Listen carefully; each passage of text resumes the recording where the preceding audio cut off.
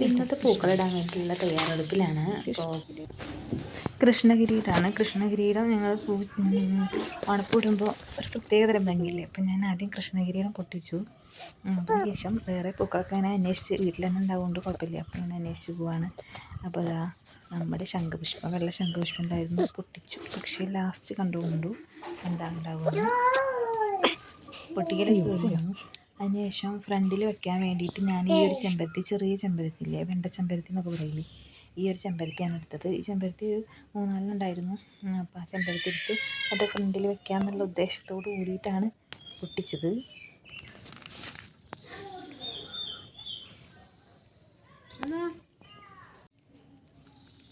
നമ്മളുടെ വീട്ടിലൊക്കെ ഇങ്ങനെ തൊടികളിലൊക്കെ ഇങ്ങനെ കണ്ടുവരുന്നൊരു മഞ്ഞപ്പൂവില്ലേ, അത് ജസ്റ്റ് ഇങ്ങനെ ഇട്ട് കൊടുക്കാൻ വിചാരിച്ചിട്ട് പൊട്ടിച്ചതാണ്.